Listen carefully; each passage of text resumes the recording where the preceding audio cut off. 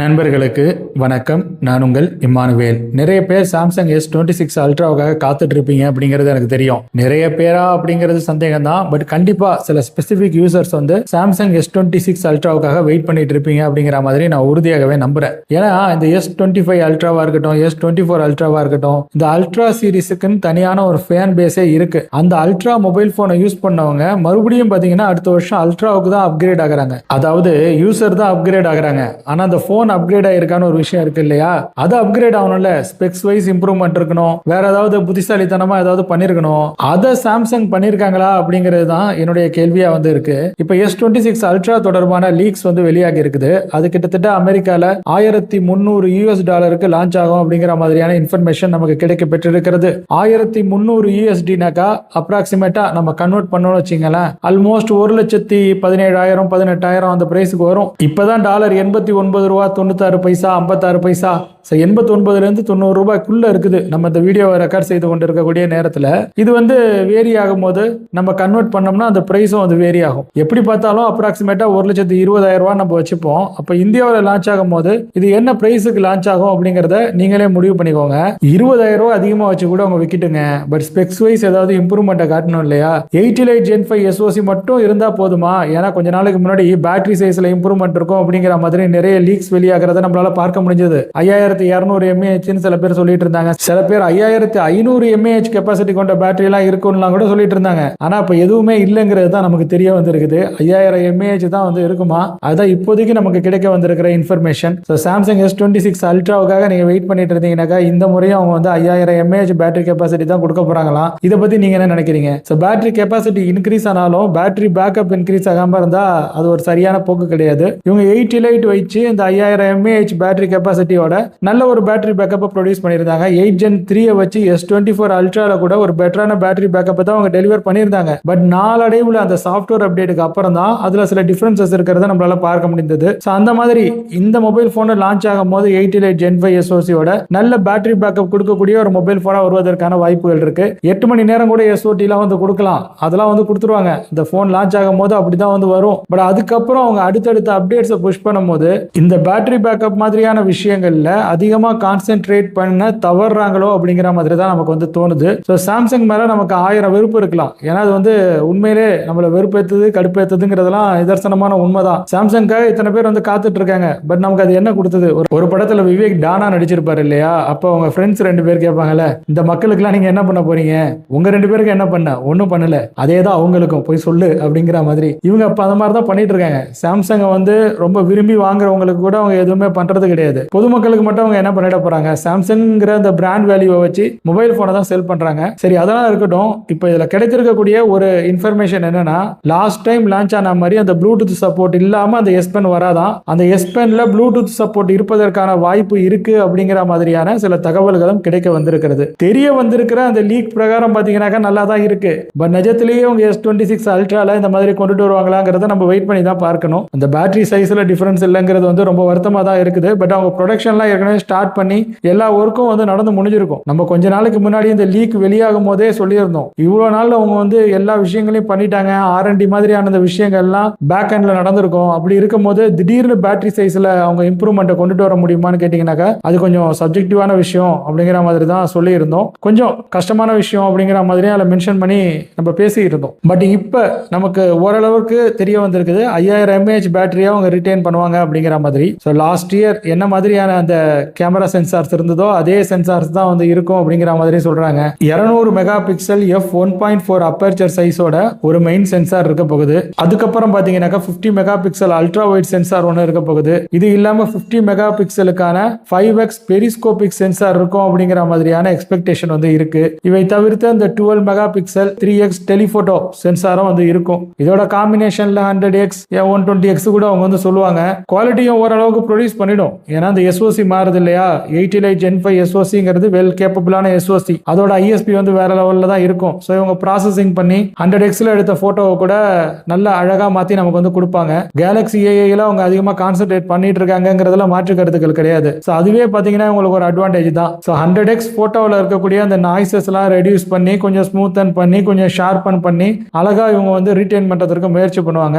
But எல்லா நேரத்திலையும் இது வந்து ஒர்க் அவுட் ஆகுமான்னு கேட்டிங்கனாக்கா ஒர்க் அவுட் ஆகாது. அது ரொம்ப ரொம்ப கஷ்டம். ரியல் வேர்ல்டில் இந்த மொபைல் ஃபோன் ஒருத்தர் கையில் வந்து அவர் இதை எந்த அளவிற்கு எஃபெக்டிவாக யூஸ் பண்ணுறாருங்கிறத பொறுத்தது தான் அது. நம்ம ஒருவேளை மொபைல் ஃபோன் கிடைச்ச பிறகு அது 100xல ஃபோட்டோ எடுக்க ட்ரை பண்ணி அது எந்த மாதிரியான அவுட்புட்டை ப்ரொடியூஸ் பண்ணுதுங்கிறத செக் பண்ணலாம். ஒரு லெட்டருக்கு இப்போ உதாரணத்துக்கு பார்த்தீங்கன்னாக்கா ஒரு பெரிய பில்டிங் இருக்கு, அதுக்கு மேலே இருக்கிற ஒரு லெட்டரை ரீட்டைன் பண்ணுறதுக்கு இது ஓரளவுக்கு ஹெல்ப்ஃபுல்லாக இருக்கும். பட் வந்து ஒரு பறவை மாதிரியான விஷயம் இருக்குன்னு வச்சுப்போமே, அந்த பறவையில் இருக்கக்கூடிய அந்த ஃபீச்சர்ஸை இதுவே போட்டுக்கும் அப்படிங்கிற மாதிரி தான் வந்து இருக்கும். அது வந்து அந்த அளவுக்கு நேச்சுரலாக நமக்கு ஃபீல் ஆகிறதுக்கான வாய்ப்பு குறைவு அப்படிங்கிறது தான் என்னுடைய ஒப்பீனியன். இது வந்து எல்லா மொபைல் ஃபோன்லேயும் இருக்கக்கூடிய ஒரு பிரச்சனை. எல்லாருமே 100x ஜூம் கொடுக்குறோம் அப்படிங்கிற மாதிரி சொல்றாங்க. பட் ஆக்சுவலாக அது யூஸ்ஃபுல்லாக இருக்காங்கிறது தான் இங்கே மேட்டர். 100xல ஜூம் பண்ணி நம்ம என்ன பண்ண போகிறோம்? ஒன்றும் பண்ண போகிறது கிடையாது. 10xல நமக்கு கிடைக்கிற அந்த அவுட்புட்டே ஒழுங்காக கிடைக்கிறது கிடையாது. 3x அவுட்புட் கேவலமாக இருக்குது S24ல. அதையும் நம்ம நிறைய முறை சொல்லிட்டோம். அதில் ஏதாவது சேஞ்சஸை கொண்டு வருவாங்கன்னு நினைச்சாக்கா அந்த சேஞ்சஸும் கிடையாது அப்படிங்கிற மாதிரி தான் நமக்கு ஃபீல் ஆகுது. இந்த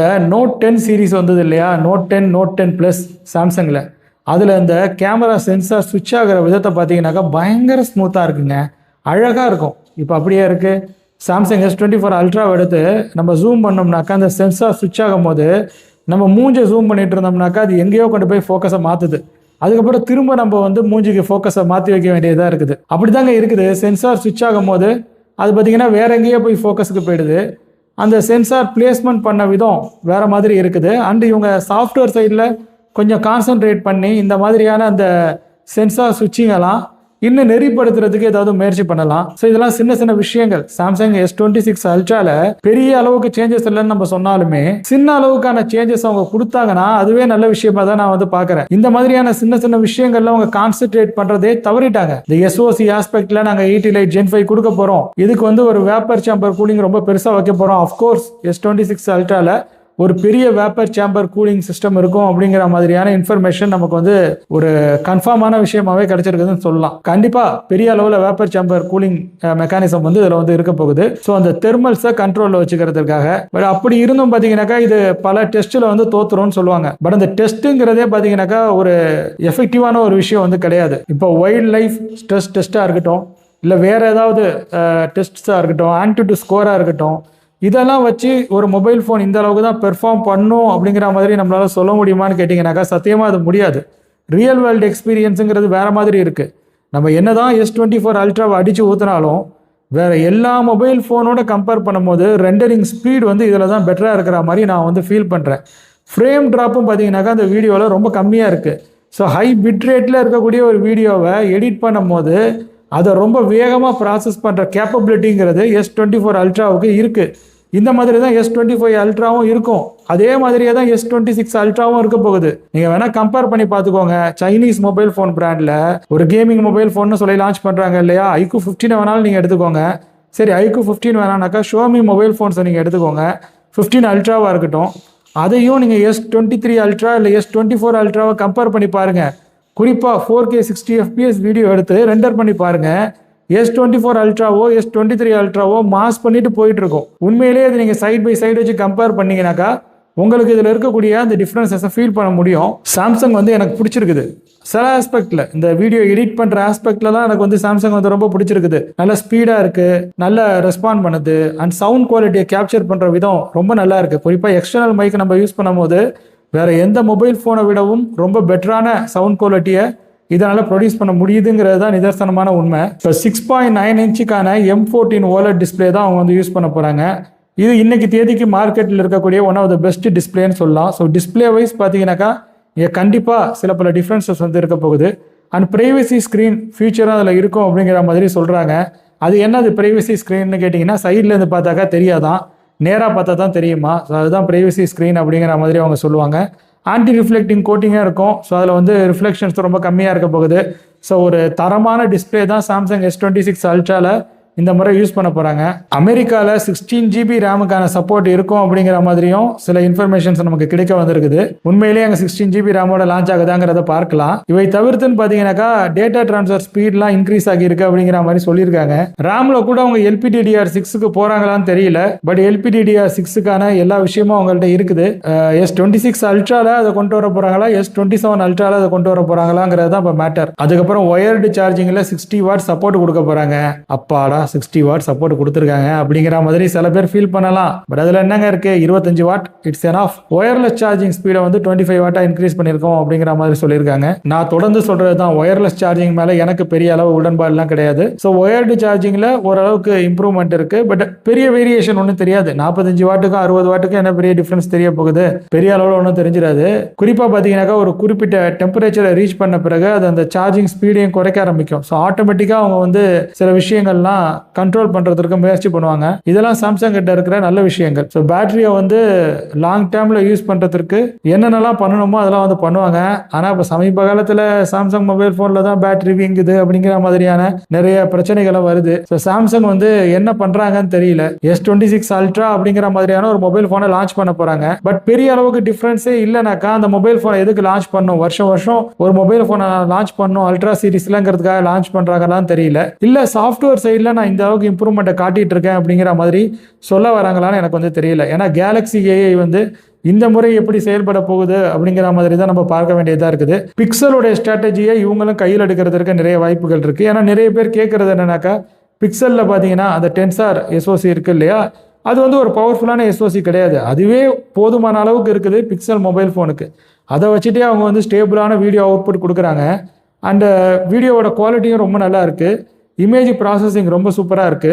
ஸோ அப்படியெல்லாம் இருக்கும்போது நமக்கு எதுக்கு இவ்வளோ பவர்ஃபுல்லான SoCங்கிற மாதிரி நிறைய பேர் வந்து கேள்விகளை எழுப்பிக்கிட்டு இருக்காங்க. ஃபியூச்சர்ஸில் அதிகமாக கான்சென்ட்ரேட் பண்ணாமல் சாஃப்ட்வேர் சைடில் அதிகமாக கான்சென்ட்ரேட் பண்ணுறதுக்கு இப்போ முன் வந்திருக்கிறாங்க அப்படிங்கிறது தான் எனக்கு தெரிஞ்ச விஷயமா இருக்குது. ஆனா அது எத்தனை பேருக்கு பிடிக்கும்னு எனக்கு வந்து தெரியல. One UIங்கிறதே பாத்தீங்கன்னாக்கா ஒரு கேவலமான யூசர் இன்டர்ஃபேஸா தான் இப்ப எனக்கு படுது. முன்னொரு காலத்துலலாம் One UI வந்து ஒரு நல்ல ஒரு யூசர் இன்டர்ஃபேஸ் அப்படிங்கிற மாதிரி தோணும். ஏன்னா பிற மொபைல் போன் பிராண்ட்ஸ் எல்லாம் இந்த யூசர் இன்டர்ஃபேஸுக்கு அவ்வளவு இம்பார்ட்டன்ஸ் வந்து கொடுத்தது கிடையாது. பட் One UI பொறுத்த வரைக்கும் இப்போ அவங்க டோட்டல் அந்த யூசர் இன்டர்ஃபேஸினுடைய அந்த அமைப்பையே மாற்றி வச்சிருக்காங்க. உதாரணத்துக்கு பார்த்தீங்கன்னாக்கா ஒரு பிக்சல் மொபைல் ஃபோன் இருக்குன்னு வச்சுப்போமே, அதில் இருக்கிற அந்த ஐகான்ஸை பாருங்க, சாம்சங் மொபைல் ஃபோனில் இருக்கிற அந்த ஐகான்ஸை பாருங்க. டிஃபால்ட்டாக அதில் இருக்கிற ஆப்புக்கே பார்த்தீங்கன்னாக்கா இவங்க வந்து ஐகான் வந்து வேற மாதிரி டிசைன் பண்ணியிருப்பாங்க. ஸோ டோட்டலாக அந்த யூசர் இன்டர்ஃபேஸையே அவங்க மாற்றி வச்சிருக்காங்க இல்லையா, அதனாலேயே அது நமக்கு கொஞ்சம் ஹெவியாக ஃபீல் ஆகுது. இந்த ஒன் யூசர் இன்டர்ஃபேஸில் சாம்சங் இன்னும் கொஞ்சம் கான்சென்ட்ரேட் பண்ணி இன்னும் கொஞ்சம் எளிமையாக்கினா நல்லா இருக்கும். இன்னும் கொஞ்சம் ரிஃபைன்மெண்ட் பண்ணி அவங்க வந்து ரொம்பலாம் வந்து யோசிக்க வேணாம்.